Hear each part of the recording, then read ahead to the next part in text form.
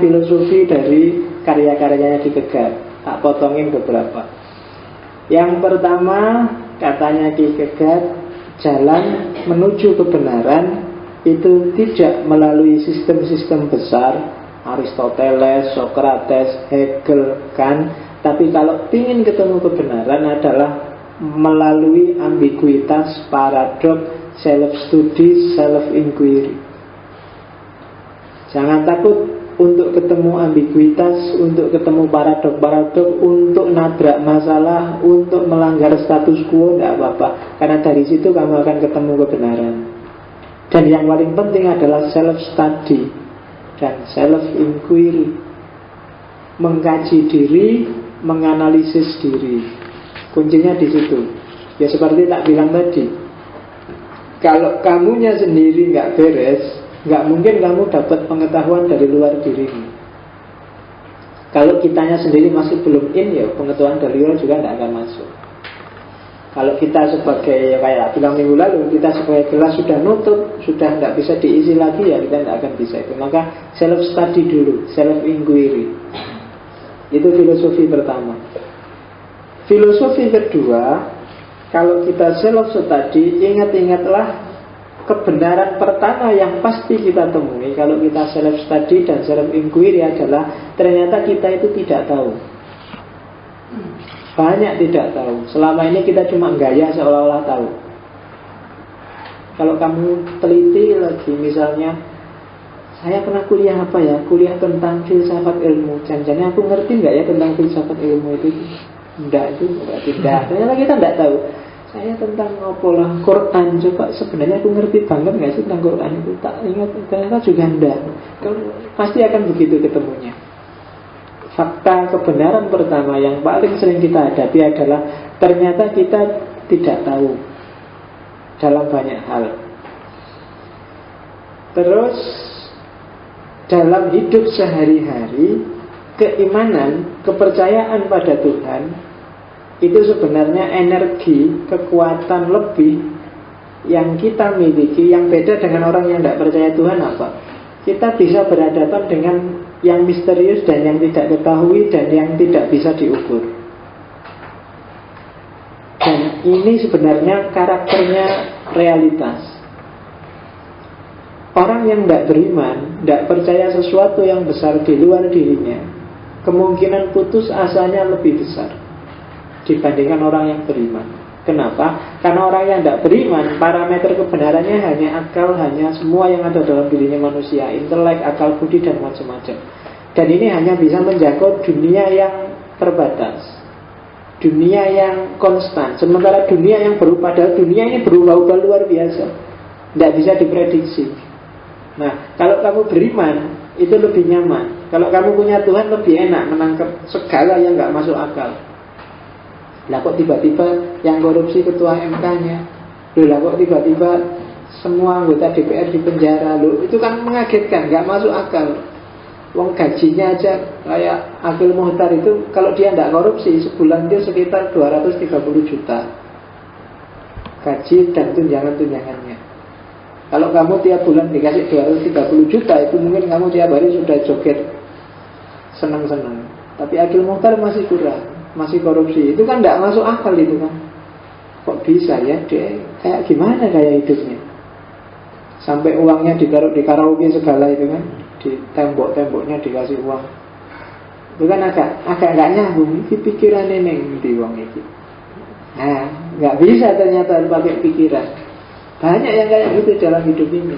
Dan kalau kita mengandalkan rasio akal sehat, banyak yang tidak terjangkau. Maka di antara manfaat praktisnya kamu jadi orang beriman itu, kamu lebih siap menghadapi kenyataan jenis apapun. Indonesia jaya, kamu siap. Indonesia krisis, kamu juga siap. Indonesia rusak, kamu siap. Sudah biasanya kayak gitu. Ya. Kenapa ya? Karena beriman. Kamu enak siap, tidak enak juga siap. Wong tidak enak aja siap, apalagi dapat enak, kan gitu. Oke. Yang ketiga, filosofi yang ketiga, itu tak kasih contoh cover bukunya Ki Kegat. Kamu bisa download gratis di internet. The Sickness Unto Death. sakit sampai mati. Filosofi yang ketiga adalah mempertanyakan sesuatu, membuka kemungkinan bagi kita untuk mengalami kebenaran. Jadi kalau kamu ingin ketemu kebenaran, jangan malu untuk mempertanyakan sesuatu. Jangan gampang percaya, jangan gampang nerima. Untuk bisa hidup secara eksistensial, kamu harus sangat sering mempertanyakan apapun yang ada di sekelilingmu dan apapun yang kamu lakukan. Kebalikannya, kebenaran yang selama ini sudah ada di kepalamu, yang sudah kamu yakin kebenarannya, yang kamu nggak pernah ngecek lagi, hanya kamu pokoknya sudah ada, kamu bayangkan di kepalamu sudah ada, itu biasanya justru menghalangimu dari kebenaran yang sejati, menghalangimu dari pengalaman nyata tentang kebenaran itu. Kalau kamu sudah kunci, pokoknya Islam mesti damai, maka semua fakta baru, pengetahuan baru, ada klaster Islam tertentu yang tidak damai, itu tidak akan bisa masuk. Kamu tidak akan dapat pengalaman baru, tidak akan dapat pengetahuan baru. Jadi membayangkan kebenaran, jadi malah lebih bagus dari tidak tahu kamu bertanya daripada yang sudah tahu dan kamu bekukan. Itu lebih berbahaya kalau katanya Kierkegaard. Ya syukur-syukur yang sudah tahu kamu uji terus relevansinya, itu lebih bagus. Tapi yang jelas karakter paling menguntungkan seorang manusia adalah untuk bisa eksis, dia harus selalu mempertanyakan, tidak gampang nerima apa adanya. Yang keempat, kita semua sebenarnya melakukan pemberhalaan. Mungkin dalam Islam bisa kamu sebut syirik. Setiap kali kamu meletakkan nilai-nilai crowd di atas kesadaranmu sendiri. Ya kayak tadi loh, organisasi kamu letakkan di atas dirimu, kemudian lembaga kamu letakkan di atas dirimu, ideologi kamu letakkan di atas dirimu, nilai-nilai apa kamu ketika kayak gitu sebenarnya kamu sedang memberhalakan sesuatu. Dan itu kalau bahasa agama musyrik sebenarnya. Ada sesuatu yang bukan Tuhan kamu letakkan di atasmu, karena satu-satunya yang boleh ada di atasmu itu cuma Tuhan. Tauhid itu kan seperti itu. Semua makhluk itu setara. Di atas makhluk, satu-satunya yang boleh di atas makhluk hanya Khalik, hanya Allah. Kan itu tauhid. Jadi hati-hati dalam hidup pun tidak boleh ada yang diberhalakan. Untuk tidak memberhalakan, kamu boleh ikut lembaga, ikut organisasi, tapi olahlah secara eksistensial sesuai penghayatanmu. Jadi lembaga itu sejajar sama kamu. Dia tidak menghegemonimu, dia tidak di atasmu. Ketika dia di atasmu, dia kamu izinkan nyetir hidupmu, maka sebenarnya dia sedang kamu berhalakan. Kamu jadikan Tuhan. Nah, itu kritik besarnya Kierkegaard. Dan yang terakhir, kenapa sih kok rasanya Kierkegaard agak sinis terhadap akal, terhadap rasio? Kalau kamu baca bukunya Kierkegaard, sebenarnya dia bukan sinis pada rasionya. Dia bukan tidak setuju terhadap orang pakai akal. Tapi yang dilihat oleh Kierkegaard adalah orang sering dengan akalnya menyalahgunakan akalnya untuk kepentingannya sendiri, atau gara-gara punya pengetahuan pakai akal terus dia jadi sombong. Kebanyakan itu. Sombong itu kalau bahasa Inggrisnya presumptuous. Presumptuous itu orang yang merasa sudah benar duluan. Mungkin agak identik dengan istilah a priori. A priori itu kan agak sombong. Pokoknya yang benar mesti ini loh, sesuai kayak kelompokku ini. Itu gara-gara pakai akalnya. Jadi kita setiap hari biasanya menyalahgunakan akal untuk kepentingan kita, dan kita arogan dengan kebenaran yang kita yakini. Dan itu yang diserang oleh Kierkegaard. Orang modern banyak yang kayak gini. Modern yang saintifik merasa bahwa sainlah kunci peradaban dunia. Tanpa sain dunia akan arogan. Profesor-profesor, orang yang punya ilmu itu biasanya cenderung arogan. Seolah-olah realitas itu sama persis kayak yang ada di pikirannya. Dan itu yang diserang oleh Kierkegaard. Apa iya sih kenyataan itu seperti itu? Apa iya sih pikirannya profesor itu mewakili apa yang dalam realitas? Apa ya begitu dan seterusnya. Itu di antara pikirannya Kierkegaard. Jadi kamu yang merasa elit intelektual mahasiswa, kalau pakai teori yang kelima ini jangan sok. Nah, mentang-mentang mahasiswa terus ono apa-apa. Wah, ini kalau dalam perspektifnya teori hermeneutik terus ngono. Kamu kayamu suka nasihati orang, suka merasa jadi orang besar kan biasanya gitu. Baru belajar filsafat di masjid tiap malam paling berapa kali kamu sudah, kalau ada orang ngomong filsafat, ini tidak eksistensial, ini sudah semua kamu itu sudah mulai kelihatan kemelintinya. Padahal ya ngerti bunda kamu ngaji tiap malam itu, tapi kamu sudah gaya sekarang, sudah merasa bisa. Itu sebenarnya dikritik oleh Kierkegaard. Makanya dia tidak suka pakai akal, itu sering dipakai, disalahgunakan dan jadi bahan arogansi.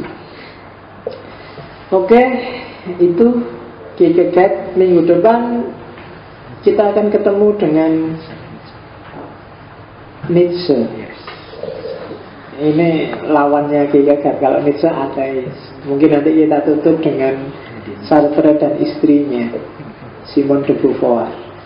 Setelah itu, kalau masih ada minat untuk eksistensialis, masih ada mood di sana, mungkin kita masuk Islam sebentar. Mungkin kita temui Iqbal atau Mullah Sadra yang sama-sama juga seorang eksistensialis. Oke, ada pertanyaan? Alhamdulillah tidak ada. Wah. Iya, silahkan. Monggo. Mas yang sana dulu. Tadi sudah diselesaikan oleh Iqbal, tapi saya belum mendapatkan jabaran tentang sebenarnya sumber daripada pengetahuan, terus kemudian pilihan-pilihan dan eksistensialisme daripada orang itu apa? Apa basis pada?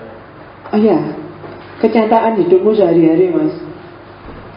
Eksistensial itu berarti semua pengetahuan, sumbernya pengalamanmu. Pengalaman, makanya namanya pengalaman eksistensial.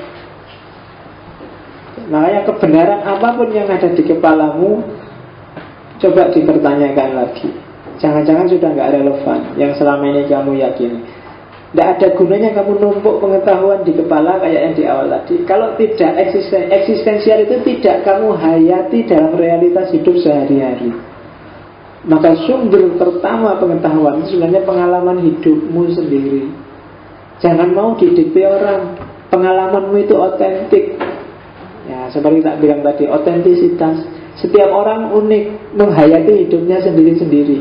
Kenapa Kierkegaard sangat anti meletakkan nilai-nilai kelompok, nilai-nilai kebersamaan di atas nilai individu? Karena begitu kamu letakkan, kamu jadi nggak otentik, kamu nggak hidup sendiri, orang lain yang ngatur kamu.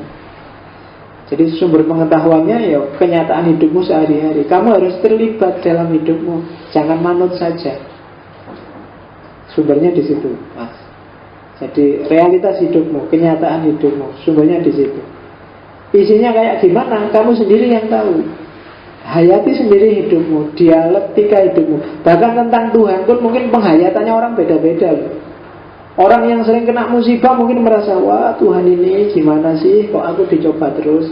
Yang dapat senang, wah Alhamdulillah Tuhan ternyata penyayang. Selalu begitu. Atau orangnya sama tapi beda-beda. Kemarin waktu susah Tuhannya gimana sih Tuhan ini ya, begitu seneng, wah Tuhan itu ternyata penyayang, beda-beda. Itu namanya eksistensial. Biar aja orang itu otentik kok. Bergaul terus sama Tuhan tidak apa-apa. Jangan mau didikte orang kalau di Kierkegaard. Jangan mau disuruh, kamu nggak boleh bilang gitu loh, Tuhan itu harusnya gini. Loh, kamu menghayatinya begitu kok. Kamu merasakannya begitu. Tidak apa-apa, silahkan aja. Kadang-kadang banyak kebetulan, wah ternyata Tuhan itu sayang banget ya padaku, aku dikasih ini, dikasih itu. Kan ada temanmu yang usul, alat buktinya apa Tuhan sayang, oh cuma gitu aja. Kan ada yang gitu, ya biar aja. Oh dia menghayatinya begitu kok. Setiap orang itu unik, tidak apa-apa. Kan kadang-kadang ada, kayak orang India itu loh, kalau lagi marah, lari ke kuil, Tuhannya dimarah-marahin. Gimana Tuhan? Awas kalau pacarku tidak sembuh, aku tidak akan datang lagi ke sini.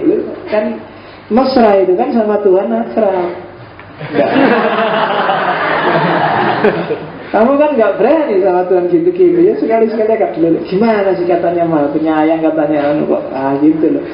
Sudah tak bilang, masa bikin nilaiku aja nggak bisa, kan gampang, katanya Maha Kuasa gitu. Ngono loh, akrab, diajak ngobrol tiap hari, biar dia involvement, terlibat dalam hidupmu, tidak apa-apa. Nanti semakin tinggi tingkat penghayatan keilmuanmu, biasanya semakin sudah tidak gitu-gitu lagi, semakin nggak dangkal lagi. Sementara dangkal nggak apa-apa, jalin dulu keakraban. Ya kayak punya temen itu loh kan, awal-awal masih formalitas, terus agak akrab, lama-lama sudah, kalau sudah friend itu nggak terlalu kaku lagi sudah.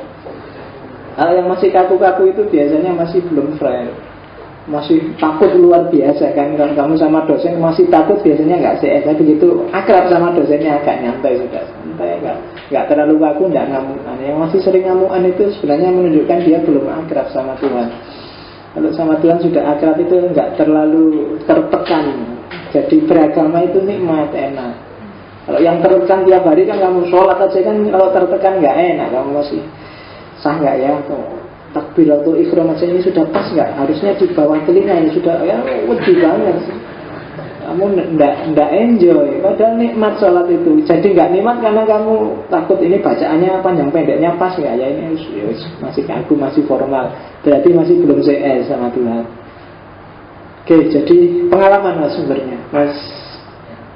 Ini Pak, kayaknya dengan mulai tadi ini dia kurang begitu konsisten dengan apa yang dia bicarakan. Dia membicarakan tentang eksistensi, ternyata ketika sudah eksistensi di sana tidak mau kan dimiliki oleh orang lain. Ketika ada tingkatan religius, maka dia sampai bisa dimiliki oleh Tuhan, yaitu pasrah kepadanya.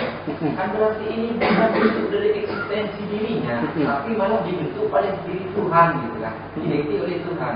Apakah ini masih konsisten dengan pernyataan diri tadi? Oke, jadi di level puncak yang namanya eksistensi religius, satu-satunya level yang kalau dalam istilahnya Kierkegaard sendiri menyebut paradok. Kenapa paradok? Karena kamu berhadapan dengan sesuatu yang misterius, tidak kamu ketahui, tidak terjangkau, tapi dia sangat berkuasa. Beda ketika kamu berhadapan dengan manusia. Jadi satu-satunya modus untuk berhadapan dengan yang kayak gini, makanya dalam bahasa agama disebut iman, disuruh percaya aja.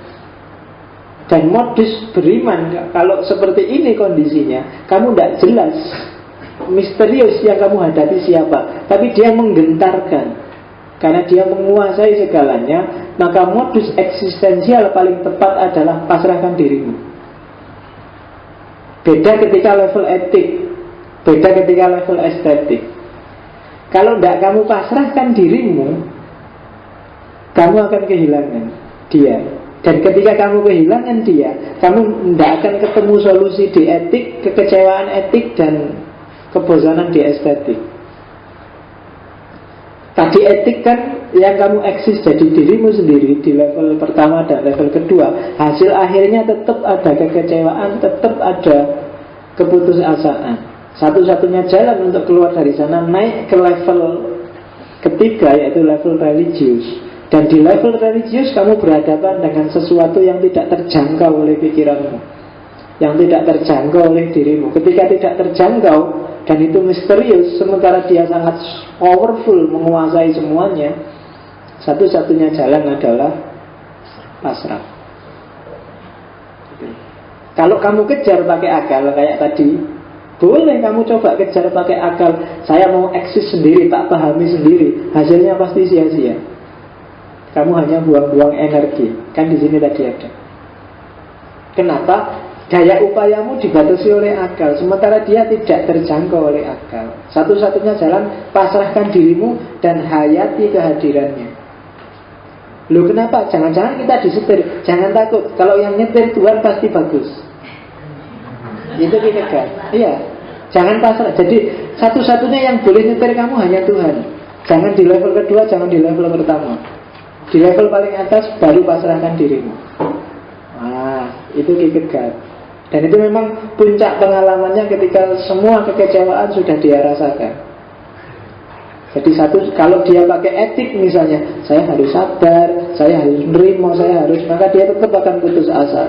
Saudaranya 7 meninggal semua, ibunya meninggal, dia stres, jadi musuh masyarakat, dianggap kriminal, jadi preman. Guru besar yang paling dia ikuti meninggal, bapaknya yang baru rukun sama dia meninggal juga, pacarnya yang disayang-sayang putus, dikawini orang tuh.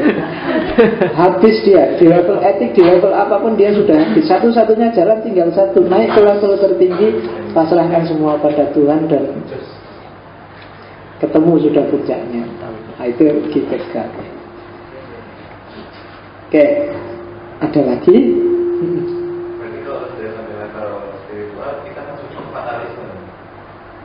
Iya, jadi fatalis dalam arti bahwa secara eksistensial vertikal kamu fatalis, tapi secara horizontal kan enggak.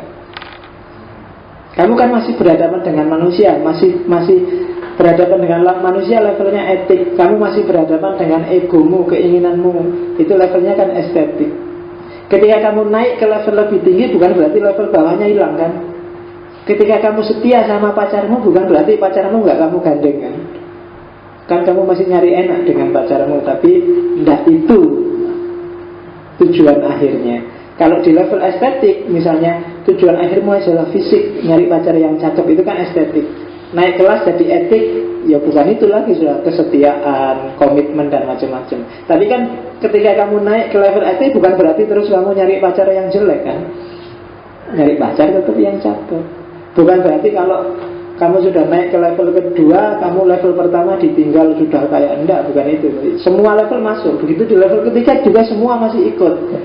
Estetik masih ikut, etik masih ikut. Tapi sekarang kamu sudah state of mind-nya berada di puncak. Itu ketemu sama Tuhan. Tapi ya kamu tetap berpedoman pada moralitas. Ketika berhadapan dengan manusia, kebutuhan primer nafsumu juga dipenuhi. Kamu masih makan, kamu masih beristri, kamu masih kan. Jadi cuma itu level yang tadi sudah kamu lampaui. Level dilampaui itu bukan berarti terus hilang, tapi sudah tidak penting lagi bagimu. Jadi sudah tidak urgent lagi. Yang urgent yang di puncak. Jadi tidak urgent itu, kalau dia tabrakan, maka level bawah harus dikalahkan level atasnya. Kalau kepentingannya tabrakan. Contohnya kayak Ibrahim tadi, bunuh anaknya, ini kan tabrakan kepentingan ini. Loh, yang perintah Tuhan, tapi secara etik itu pasti sangat tidak bermoral, anaknya sendiri dibunuh. Tapi karena yang perintah Tuhan, oke deh, jalan aja. Ketika tabrakan, kalau nggak tabrakan, semua tetap jalan. Nah, itu logikanya Kierkegaard. Oke, saya kira sudah ya. Ya nanti direnungkan di rumah, kira-kira relevan apa enggak sama hidupmu.